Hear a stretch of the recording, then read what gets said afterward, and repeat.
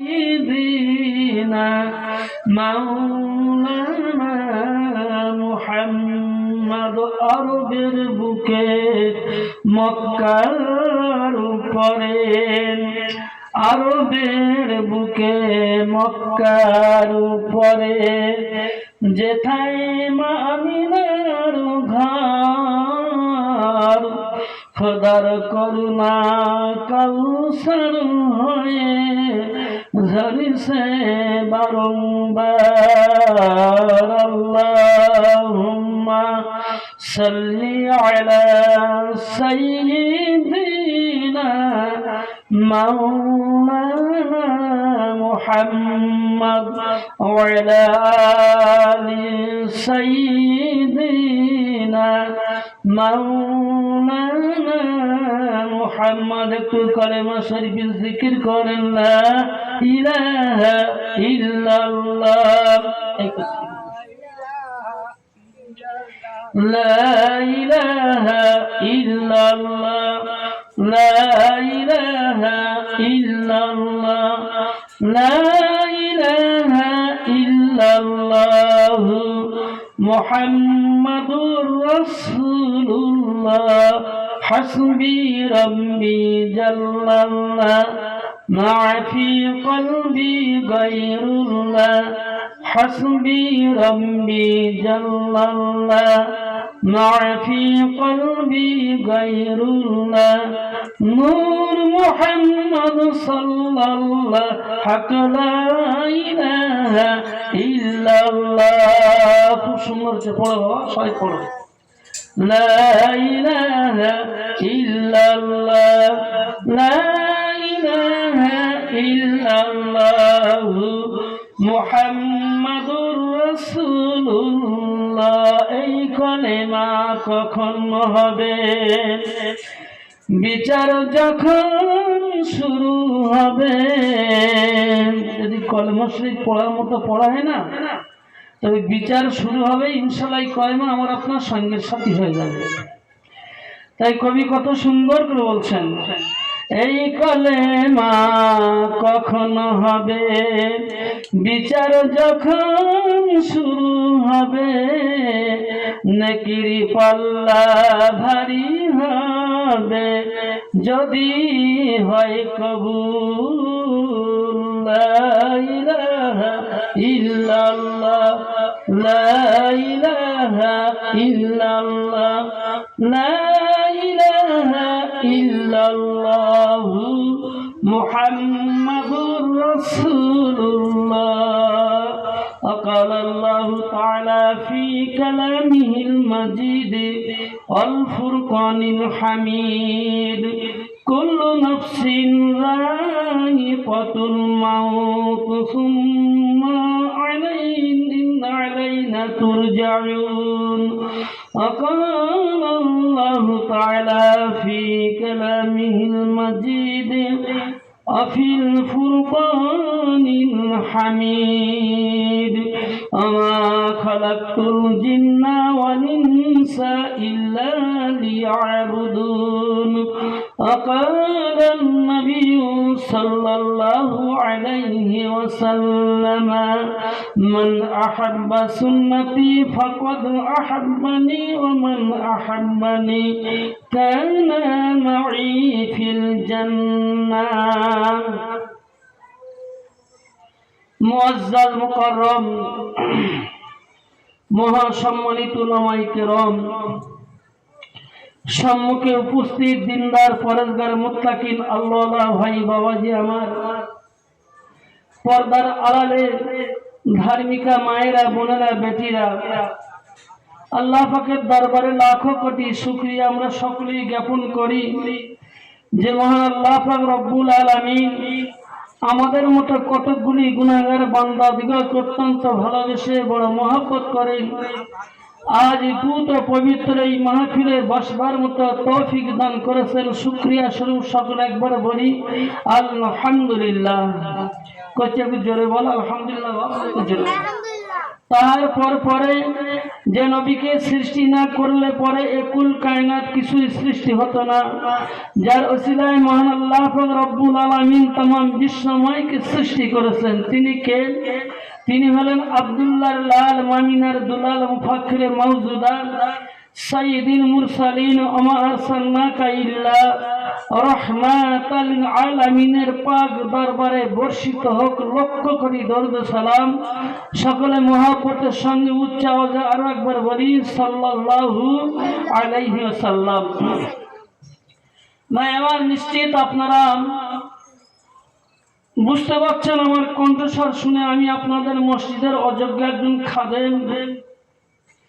আমার পরপরেই খুব সুন্দর সুন্দর আলোচনা করবে সেই সমস্ত উলামায়ে কেরাম, তারা একের পর এক আসবেন। তবে আপনারা যারা এখনো অমূল্য সময়টা নষ্ট করছেন তাদের কাছে আমি করজোড়ে নিবেদন করব, বিশেষত আজকের দিনে একেবারে পবিত্র মাহে রজবের সমাপ্তি ঘটেছে, মাহে শাবানের আগমন। এই পবিত্র রজনীতে আমার আপনার মাত্র কয়েক ঘন্টা আল্লাহর স্মরণে অতিবাহিত হোক ভাই আমার।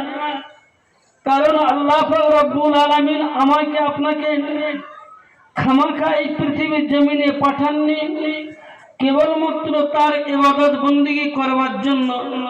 সেই জন্য তো আল্লাহ পাক রব্বুল আলামিন কোরআন পাকের মধ্যে জানিয়ে দিয়েছেন, আমা খালাকুল জিন্না ওয়াল ইনসা ইল্লা লিয়াবুদুন। আল্লাহ পাক কেবলমাত্র জিন এবং ইনসানকে আল্লাহর ইবাদত বন্দেগী করবার জন্য পৃথিবীর জমিনে পাঠিয়েছেন, অন্যথায় অন্য কিছু করার জন্য নয়। তবে সংক্ষিপ্ত আকারে বলতে পারা যায়, যদি আমি আপনি ইবাদত বন্দেগীটা সঠিকভাবে করে দিতে পারি, আমার চাষ আবাদ ব্যবসা বাণিজ্য কাজ কারবার কর্ম যে যাই করি না কেন সেই মোতাবেক যদি আমি আপনি চলতে পারি, সেটাও হবে আমার আপনার ইবাদত নামায় আমলে ইবাদতের সব লিপিবদ্ধ হবে। বিশেষ করে যে সমস্ত নওজোয়ান ছেলেরা মুরব্বিয়ান গণেরা আমরা এখনো অলসতায় অবহেলায় দুনিয়ার মায়ায় পড়ে দুনিয়ার প্রেমে পড়ে আমি আপনি এখনো নামাজ ছেড়েছি, রোজা ছেড়েছি, বিভিন্ন রকম জলসা জৌলুস দিন ইসলামের কথোপকথন হবে, দিন ইসলাম শরিয়তের কথা হবে, সেটাও আমি আপনি ছাড়তে বসেছি। নিশ্চিত যে প্যান্ডেলটা আমার ভাইরা করেছে এই প্যান্ডেলটা কানায় কানায় পূর্ণ হবে। তবে একেবারে লাস্ট বক্তা যখন আসবে, জনাব মোহতারাম তাবরক আলী শাহ যখন হুজুর আসবে, তখন কানায় কানায় পূর্ণ হবে, এটা আমার বিশ্বাস। তবে কিঞ্চিত তাবারুক আমি আপনি প্রত্যেকে হয়তো খাবো, কিন্তু তার আগে যদি এখানে আমি আপনি একটু শরিক হয়ে যায়, হয়তো এই শরিক হওয়াটা কিয়ামতের মহাময়দানে আমার আপনার জন্য নাজাতের ওসিলা হয়ে যেতে পারে। ভাই আমার, আমরা নিশ্চিত ভাবে জানি যে আমার আপনার একদিন না একদিন মরণ হবেই হবে। আল্লাহ পাক রব্বুল আলামিন কোরআন পাকের মধ্যে বললেন যে আমি প্রত্যেক প্রাণীকে একদিন না একদিন মৃত্যু সংঘটিত করব। ভাই, মরণের পরে আমাদের সম্মুখে রয়েছে কঠিন গোর কবরস্থান, কবর রয়েছে। কবরের পরে হাসর ময়দানে আমাকে আপনাকে উঠতে হবে এবং সাথে সাথে ফুলসিরাতের পোল আমাকে আপনাকে পার হতে হবে। যদি আমার আপনার নেক কাজ সৎ কাজ আমলটা যদি আমি আপনি করে দিতে পারি, তাহলে কবর থেকে নিয়ে কিয়ামতের মহাময়দান পর্যন্ত যতগুলি ঘাটি আছে, যতগুলি মঞ্জিল আছে, সব কটা ঘাটি এবং মঞ্জিলগুলো আমি আপনি আল্লাহ পাকের রহমতে সুন্দরভাবে পাড়ি দিতে পারবো। যদি কবর নামক জায়গায় আমাকে আপনাকে ধরা করে, অ্যাটাক করে আল্লাহর ফারিস্তারা, তাহলে কিন্তু সমস্ত জায়গায় আমাকে আপনাকে ধরা খেয়ে যেতে হবে। তখন আর পালাবার রাস্তা থাকবে না। যতই আমি আপনি ক্রন্দন করি না কেন, কান্নাকাটি করি না কেন, সমস্তটাই আমাকে আপনাকে বিফলে চলে যাবে। ভাই আমার, আমি আপনি পৃথিবীর জমিনে বেঁচে আছি, আমার আপনার জন্য নেক কাজ আছেন, আমার আপনার জন্য নামাজ আছেন, রোজা আছে, হজ আছে, যাকাত আছে, কলেমা কালাম আছে, তেলাওয়াতে কোরআন আছে, সুবহানাল্লাহ তাসবিহ আছে। এই সমস্ত কাজ পৃথিবীর জমিনে আল্লাহ পাক রব্বুল আলামিন আমাকে আপনাকে বাঁচিয়ে রেখেছেন। আমার আপনার জন্য এগুলো করার একটা সুযোগ আছে, কিন্তু মরণের পরে আর কোনো সুযোগ থাকবে না, কোনো সুযোগ থাকবে না। না পড়তে পারবেন তাসবিহ তাহলিল, না পড়তে পারবেন নামাজ, না পড়তে পারবেন আপনি কোরআন তেলাওয়াত, কিছুই আপনার থাকবে না। সেখানে কেবলমাত্র হাও হুতাশ ছাড়া আর কিছু করণীয় থাকবে না। ভাই আমার, কিতাবের মধ্যে লেখা রয়েছে কিয়ামতের মহাময়দানে একদল বান্দাকে আল্লাহ পাকের দরবারে হাজির করানো হবে। সেই বান্দাদিগকে বলা হবে, যাও আমার বান্দা, তুমি আমার দয়ার জান্নাতে তুমি চলে যাও। ওই সময় আল্লাহ পাক রব্বুল আলামিনের সম্মুখে আল্লাহর বান্দা বলবেন, ও আমার রব্বুল আলামিন আল্লাহ, পৃথিবীর জমিনে আমি কি নেকি এমন কাজ করেছি, কি সব কাজ করেছি, কি নেকি অর্জন করেছি, যার বিনিময়ে আমি এমন করে বেকুরুশ খাওয়া হয়ে গেলাম এবং আমাকে জান্নাতে যাওয়ার হুকুম দিলেন, কি কাজ করেছি। এই সময় আল্লাহ পাক রব্বুল আলামিন এমন করে বলবেন, ওরে আমার বান্দারে, পৃথিবীর জমিনে তুমি 5 ওয়াক্ত নামাজ পড়তেন, ওটা আমি আল্লাহ আমার হুকুম, আমার নবী পাক সাল্লাল্লাহু আলাইহি সাল্লামের সুন্নাত তরিকা মোতাবেক জীবন গঠন করেছিলেন। ওটা রাসূল পাক সাল্লাল্লাহু আলাইহি সাল্লামের সুন্নাত তরিকা, সুন্নাত আদায় হলো বটে, কিন্তু বান্দা তুমি সর্বক্ষণ সর্ব অবস্থায় সুবহানাল্লাহ সুবহানাল্লাহ আলহামদুলিল্লাহ আলহামদুলিল্লাহ এই সময় তাসবিহ তাহলিল তুমি দিবারাত্র সময় পেলে পথে ঘাটে মাঠে মার্কেটে বাজারে যেখানে যেতে না কেন, থাকতো না কেন, তোমার বিড় বিড় করে তোমার অন্তরস্থল থেকে কেবলমাত্র সুবহানাল্লাহ সুবহানাল্লাহ এই সমস্ত তাসবিহ তাহলিল তুমি পড়তে। ও আমার বান্দা, তুমি জানো না, ওটা আমি ফেলে দেইনি, ছুড়ে দেইনি, আমি বান্দা কবুল করে নিয়েছি। তোমার নামায় আমলে দেখো উহুদ পাহাড় সময় পরিমাণে নেকি হয়ে গিয়েছে। জোরে সোরে বলুন সুবহানাল্লাহ সুবহানাল্লাহ। তাহলে এই সমস্ত জায়গায় বসার লাভ আছে ভাই, বিশ্বাস করুন, অত্যন্ত লাভ আছে। যদি আমার আপনার সময়টা এখান থেকে আমি আপনি কিছু সঞ্চয় করে জীবন জিন্দগিতে আমলের জিন্দগি বানাতে পারি, যদি বাস্তবায়িত করতে পারি, তাহলে আজকের এই বসাটা হয়তো আমার আপনার জন্য নাজাতের ওসিলা হয়ে যাবে। ভাই আমার, আরেকটি কথা বলি, আমি এমন করে প্রতি ঘর বললু উত্তক্তি করা হয় না, ভুল হয় না। প্রতি নৌজন ছেলেরা যেখানে মাঠে ঘাটে রাস্তাঘাটে দেখা হয়েছে এবং মুরব্বিয়ান কিরামগণেরা যাদের সঙ্গে এমন করে আমার দেখা সাক্ষাৎ হয়, প্রায় বলি ভাই নামাজ হারা হবে না, নামাজটা পড়ো। কেন নামাজটা পড়ো? নামাজ হলো আল্লাহর হুকুম। এই নামাজ ছাড়া আমার আপনার কোনো গত্যন্তর নাই, আমার আপনার কোনো উপায় নাই। নামাজটা পড়ো। ভাই আমার, সময় কিন্তু ঘনিয়ে আসছে, হয়তো আমার আপনার এই মসজিদে আর নামাজ আদায় হবে না, আমার আপনার কবরস্থানে হয়তো দাফন করার আর সেই সৎ সাহস আমি আপনি পাবো না। আমার আপনার খানকায় আমি আপনি কিন্তু আর জেকের আজকার মুরাকাবা মুশাহিদা করতে পারবো না। আমার আপনার ঈদগাহে হয়তো আর নামাজ হবে না নিশ্চিত। এখন ইন্টারনেটের যুগ, নিশ্চিত একটা সংবাদ ভাইরাল হয়েছে এবং বাস্তবিক এই ওয়াকফ সম্পদ যে সরকার এমন করে করায়ত্ত করেছেন, তার প্রতিদান প্রতিফল সময় কিন্তু আগামী দিন সময় কথা বলবে। সেদিনটা খুবই আসন্ন। আল্লাহর ঘরে মসজিদে আর নামাজ হবে না। কেন না? এমন করে ওদের এজেন্ডা রয়েছে, গোটা ভারতবর্ষের জমিনে 25,000 মসজিদ করা মন্দির বানাবে। শুনেছেন আপনারা? 25,000 মসজিদকে মন্দির বানাবে। সেই দিনটা আজকের সামনে কেবলমাত্র এমন করে রাষ্ট্র, এমন করে পার্লামেন্টে পাস করাটা সময়ের অপেক্ষা, পাশ হয়ে গেলে খেলা শুরু হয়ে যাবে। তাই আমি করে জয় নিবেদন করি ভাই, আল্লাহ পাকের দরবারে আমাদের দোয়া চাওয়া ছাড়া আর কোনো উপায় নাই। আমার আপনার আল্লাহ পাকের দরবারে এমন করে কান্নাকাটি করে ছাড়া আর উপায় নাই। বিশেষত আমার বিশ্বাস পড়া এবং শেখ পড়া যে সমস্ত নওজোয়ান ছেলেরা এখনো আমরা শয়তানের ওয়াসওয়াসায় পড়ে বিভিন্ন বাহানায় পড়ে এখনো পর্যন্ত আপনি নামাজ ছেড়ে দিয়েছি। ও ভাই বাবাজি আমার, বেনামাজি হব না। আর বেনামাজি যদি একবার মারা যায় তাই কঠিন হিসাব আল্লাহ পাকের দরবারে দিতে হবে। যদি ক্ষমতা থাকে হিসেব দেওয়ার মতো তাহলে নামাজ ছেড়ে দাও, আমার সেখানে বলার কোনো জায়গা নেই। আর যদি মনে করেন না আল্লাহ পাক রব্বুল আলামিন এমন করে পাই টু পাই হিসাব নেবেন,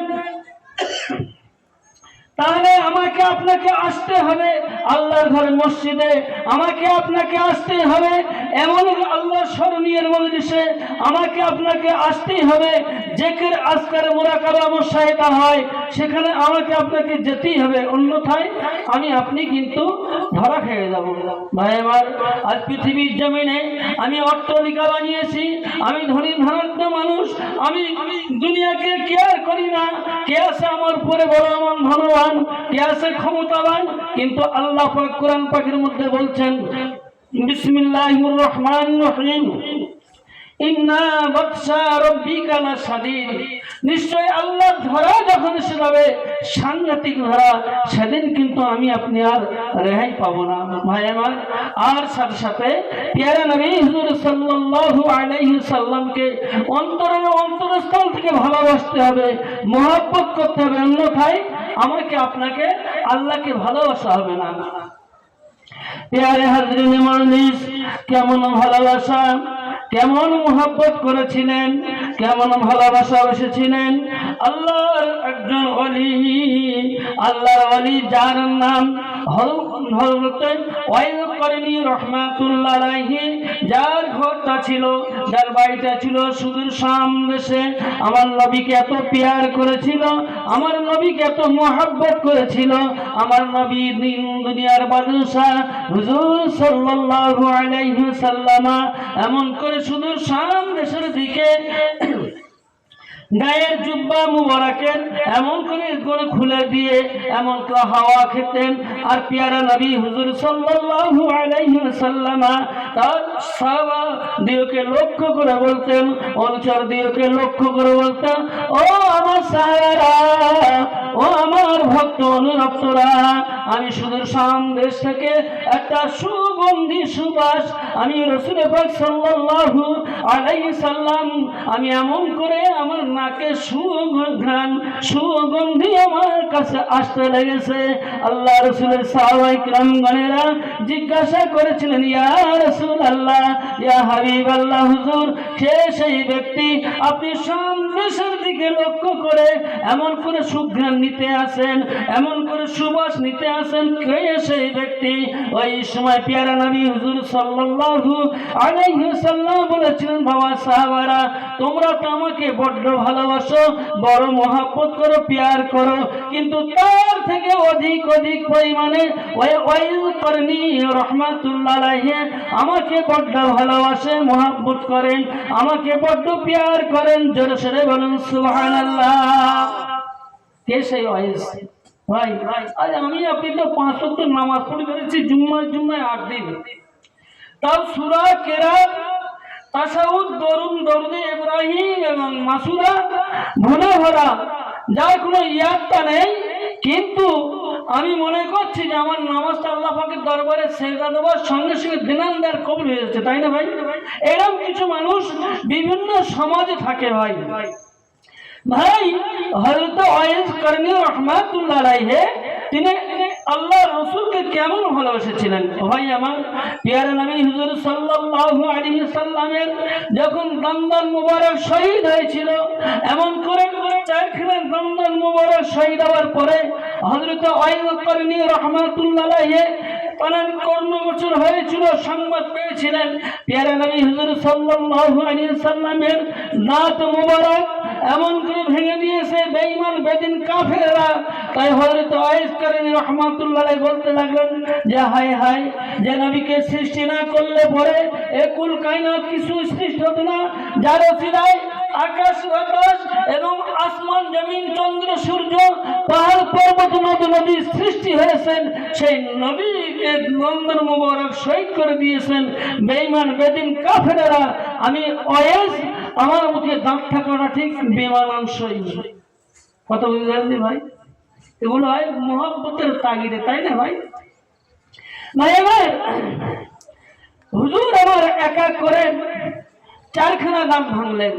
ভাঙার পরে সহসা মনে পড়ে গেল হয়তো সামনের দাঁত নয় নিচের 4টে দাঁত হতে পারে, আর নিচের 4টে দাঁত নয় সাইডের 4টে দাঁত হতে পারে। এমন করে ভাঙতে ভাঙতে 32টা নন্দন মোবারক শহীদ করেছিলেন। জোরে সোরে বলুন সুবহানাল্লাহ সুবহানাল্লাহ। ভাই তাই মানে কি হযরত আবু বকর, ওমর, উসমান, আলী এমন করে তারা কি ভালোবাসেন? ভালোবাসেছিলেন, কিন্তু এ ভালোবাসার একটা গুণ রহস্য অত্যন্ত গভীর দিনে ছিল, আমার নবী এবং আল্লাহ পাক ছাড়া কেউ বলতে পারতেন না। প্যারে হাজরিনে মজলিস, দিন দুনিয়ার বাদশা হুজুর সাল্লাল্লাহু আলাইহি সাল্লাম এমন করে ওফাত হয়েছিল।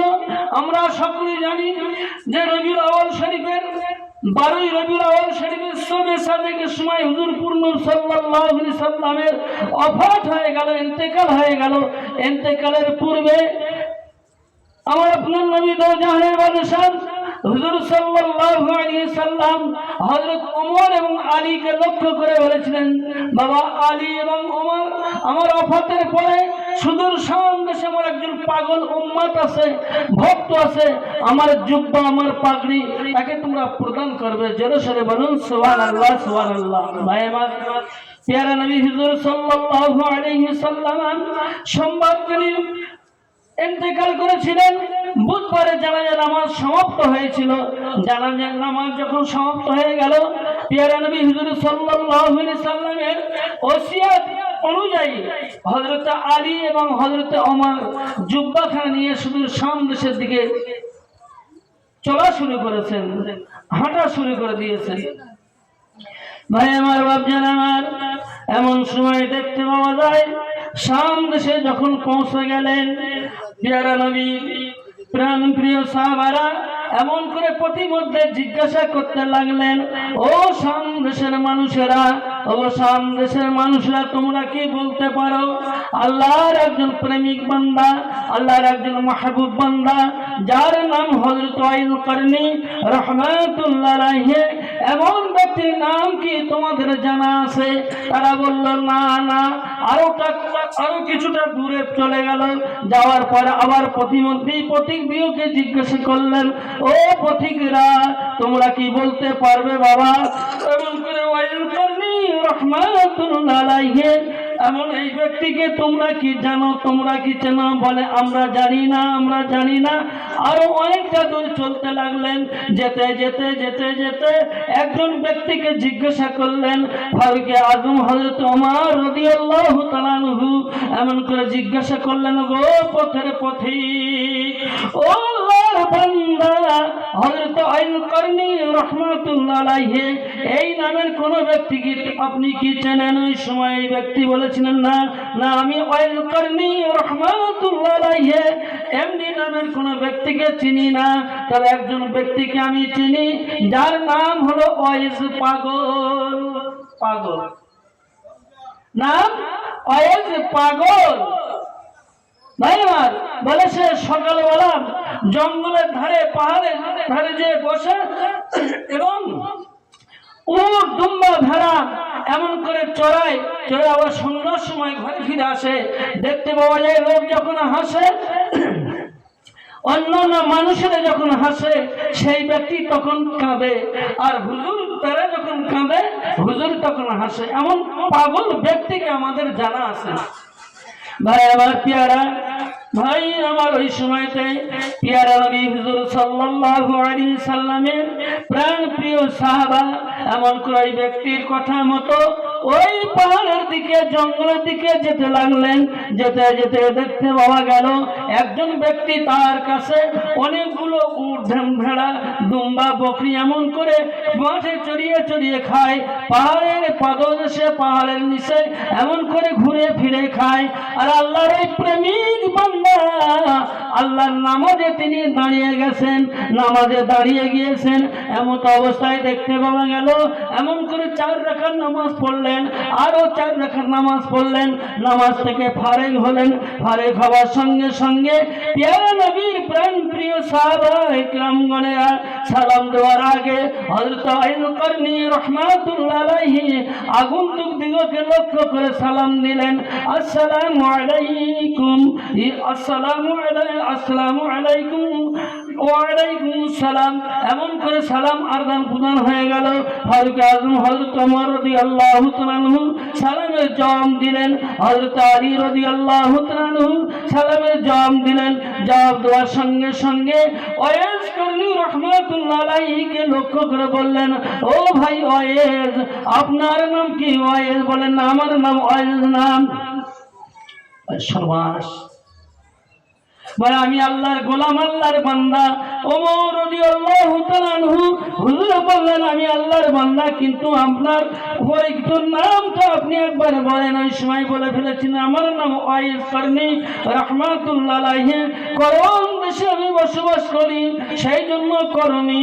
এমন করে দেখতে পাওয়া গেল পেয়ারা নবীর প্রাণ প্রিয় 2 জন সাহাবা এমন করে শোনাতে লাগলেন যে দিন দুনিয়ার বাদশা হুজুর সাল্লাল্লাহু আলাইহি সাল্লাম আর পৃথিবীর জমিনে নাই, আর পৃথিবীর জমিনে নাই।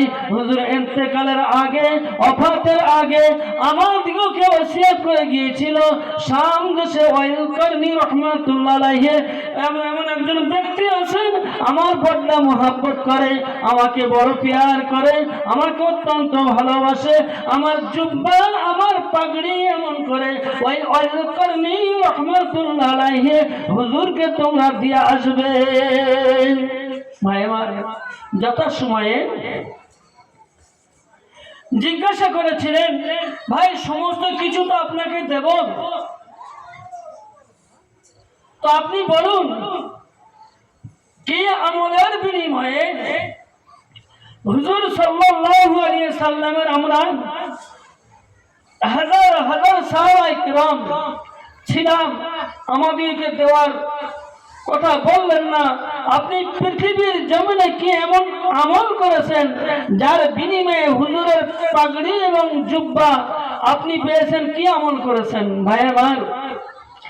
আর হযরত ওমর এবং আলী দুজনাই জিজ্ঞাসা করেছিলেন, ভাই ওয়াইস, আমরা তো জীবদ্দশায় কখনো কোশ্চিন কালে প্যারা নবী হুজুর সাল্লাল্লাহু আলাইহি সাল্লামের দরবারে তো কোনোদিন যেতে দেখিনি, কি ব্যাপার, আপনি কি এমন আমল করেছিলেন? ওই সময় হযরত আইন করনি রাহমাতুল্লাহ আলাইহি বলেছিলেন, ও আল্লাহর রাসূলের সাহাবায়ে কিরামগণেরা, তোমরা শুনে রেখে দাও, জেনে রেখে দাও, আমি একটিবারের জন্য মদিনা শরীফে গিয়েছিলাম, তবে রাসূল পাক সাল্লাল্লাহু আলাইহি সাল্লাম ওই সময় নামাজে গিয়েছিলেন, আমি ফিরে চলে এসেছিলাম। আমার আসার কারণ হলো আমার বৃদ্ধা মা জননী ছিল, আমার মা জননীর কাছে আমি পারমিশন নিয়ে, আমি বৃদ্ধা মায়ের কাছে হুকুম নিয়ে আমি মদিনা শরীফে এসেছিলাম বটে। আমার আম্মা জান জননী বলেছিলেন, বাবা ওয়াইস, আমি বার্ধক্য জনিত কারণে আমি অসুস্থ অবস্থায় আছে, তবে তুমি যাবে প্যারা নবী হুজুর সাল্লাল্লাহু আলাইহি সাল্লাম যদি বাড়ি থাকে তৎক্ষণাৎ দেখা সাক্ষাৎ করে সালাম কালাম করে চলে আসবে, অন্যথায় যদি অন্যত্র কোথাও গমনাগমন করে তুমি সেখানে ওয়েট করতে পারবে না। আমি এটার দিকে লক্ষ্য করে আমি চট জলদি আমি আমার ঘরে আমার দেশে ফিরে এসেছিলাম। একটু জোরে সরে বলুন সুবহানাল্লাহ, সুবহানাল্লাহ।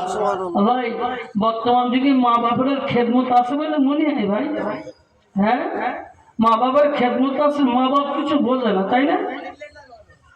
প্যারা হাজরিনে মজলিস, ও মা মুসলিম গ্রামগণেরা, মোমেন মুসলমান ভাই বাবাজিরা, একটুখানি কান্তি খাড়া করে শোনেন। প্যারা নবী হুজুর সাল্লাল্লাহু আলাইহি সাল্লাম বর্ণনা করেন, যদি সন্তানের প্রতি পিতা মাতা খুশি হয়ে যায়, পিতা মাতা যদি খুশি হয়ে যায়, ওগো আল্লাহ আমার বান্দা বান্দি তোমরা শুনে রেখে দাও, জেনে রেখে দাও, ওই বান্দার কপালটা বড় চওড়া হয়ে গেল, ওই বান্দার নসিবটা বড় চওড়া হয়ে গেল। আর যদি পিতা মাতা নাখোশ হয়, নারাজ হয়, তাহলে ওই বান্দার কপালটা ফাটা, কপালটা ফেটে গেল। ভাই আমার বাপজান আমার, সেই জন্য আমাকে আপনাকে লক্ষ্য রাখতে হবে। আমার আব্বা জান আম্মা জান যেন আমার আচার আচরণে, আমার কথাবার্তায় যেন ও শব্দটুকু বাহির না করে। ভাই বর্তমান যুগ সন্ধিক্ষণ ছেলেরা বাপ মার কথা শুনছে? ভাই শুনছে না। উপায় কি এখন? তবে হে জোয়ান যুবকরা, তোমরা শুনে রেখে দিও, তোমাদের কাজটা কিন্তু ভালো হচ্ছে না। দেখতে পাওয়া যাবে যে রসুলের হাদিস অনুযায়ী আমি আপনি কিন্তু ধরা খেয়ে যাব। নিশ্চিত করে মনে রাখা দরকার, পিতা মাতার হক এবং পিতা মাতার মহব্বত ভালোবাসা আমাকে আপনাকে বাঁচতেই হবে, তাই না? কত কষ্ট করে লালন পালন করেছে ভাই আমার বাপজান আমার, অন্যথায় পিতা মাতা পরলোক গমন করেছেন, ইন্তেকাল হয়ে গিয়েছে। আজকের পৃথিবীর জমিনে আর ভালোবাসার মতো জায়গা নেই। তবে পিতা মাতা যেখানে সাহিত্য আছে সেখানে আমাকে একটু এমন করে দোয়া করতে হবে, জিয়ারত করতে হবে। কেন? জিন্দা অবস্থায় রসুল বললেন, জিন্দা অবস্থায় পিতা মাতা যেমন খুশি থাকে, তাদের খেদমত করলে, ঠিক মুর্দা অবস্থায় পরলোকগত হয়েছে, কবরস্থ হয়েছে, ওই কবরস্থে যে দুটি হাত যে দোয়া চাই, তাহলে পিতা মাতা ওই কবরে শুয়ে শুয়ে শান্তি পাবে এবং আমার আপনার জন্য দোয়া করবে। জোরে সোরে বলুন সুবহানাল্লাহ সুবহানাল্লাহ। ও ভাই, তবে ইমাম সাহেব নিয়ে নয়, কোন আলেম সাহেব নিয়ে নয়, পীর সাহেব নিয়ে নয়, আপনি একা একা চলে যান আপনার আব্বা জানার কবরে, আপনার আম্মা জানার কবরে, প্রতিবেশীর কবরগুলো জিয়ারত করেন। আপনি যেমনটা জানেন তেমনটাই করেন, ইনশাল্লাহ তাতে আমার থেকে দিয়ে গেলে যে কাজ হবে তার থেকে বেশি কাজ হবে আপনি একা একা দোয়া করলে। কি ভাই রাগ করছেন আপনারা? কিন্তু সে জায়গায় যাব না।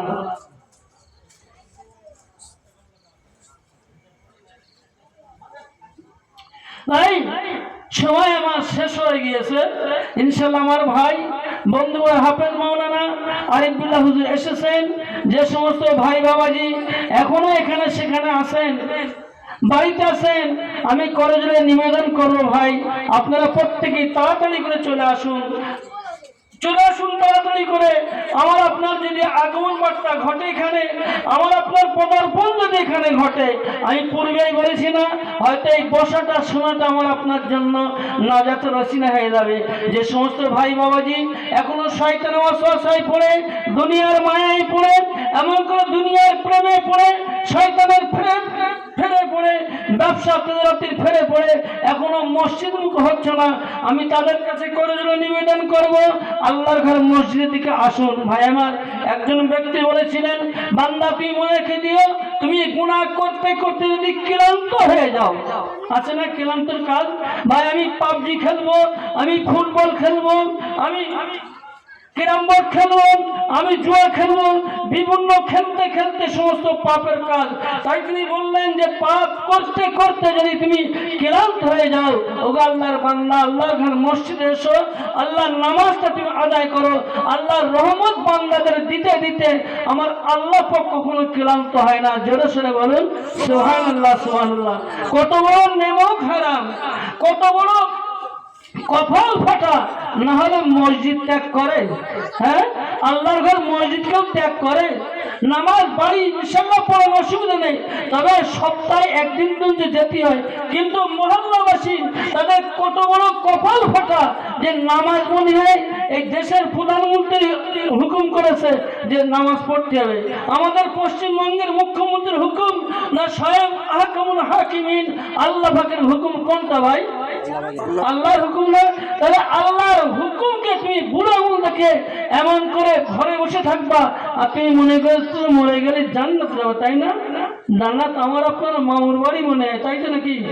হ্যাঁ, জান্নাতে যেতে গেলে রীতিমতো শরীয়ত আল্লাহর হুকুম হাকাম দিন শরিয়াত সময় মতো আমাকে আপনাকে পালন করতে হবে, অন্যথায় কবরে গ্রেফতার হতে হবে, দুনিয়াতে লাঞ্ছিত হতে হবে, আর হাসর ফুলসরাত মিজানে কঠিন শাস্তি আমার আপনার জন্য অপেক্ষা করছে। ভাই আমার, আমি আমার বক্তব্য ইতি করছি। আমার বলার মধ্যে ভাষাগত ত্রুটি বিচ্যুতি হওয়াটাই স্বাভাবিক। আপনারা অন্তরে ব্যথা ফেলে সন্তান হিসেবে ভাই হিসেবে ক্ষমা করবেন। আপনারা সকলে আমার জন্য দোয়া করেন, আমিও আপনাদের সকলের জন্য দোয়া করি। আল্লাহ পাক রব্বুল আলামিন আমাদের সকলকে যেন 5 ওয়াক্তের নামাজি এবং দ্বীন শরীয়ত বুঝবার মতো তৌফিক দান করেন। সকলে একবার বলুন আল্লাহুম্মা আমিন। ওয়া আখিরি দাওয়ানা আলহামদুলিল্লাহি রাব্বিল আলামিন। যে সমস্ত ভাই বাবাজি এখনো ঘরে আছেন সকলে তাড়াতাড়ি চলে আসুন। একটু তাকবীর দিন, নারায়ে তাকবীর, নারায়ে তাকবীর, নারায়ে তাকবীর। মহান মিলাদুন নবী জলসা, মহান মিলাদুন নবী জলসা সিলসিলায়ে হক ফুরফুরা শরীফ, সিলসিলায়ে হক ফুরফুরা শরীফ, নারায়ে তাকবীর। এখন আপনাদের খেদমতে ওয়াজ নসিহত করবেন আমারই ভাই জনাব হাফেজ মাওলানা আরিফুল্লাহ হুজুর। তার বক্তব্য আমাদের সকলকে দৃষ্টিভাবে শুনতে হবে এবং হুজুর যতটুকু আলোচনা করবেন তার থেকে আমাদের সকলকে যেন বেশি বেশি আমল করবার তৌফিক দান করেন। সকলে আরেকবার বলুন আল্লাহুম্মা আমিন। আল্লাহুম্মা সাল্লি আলা সাইয়্যিদিনা মাওলানা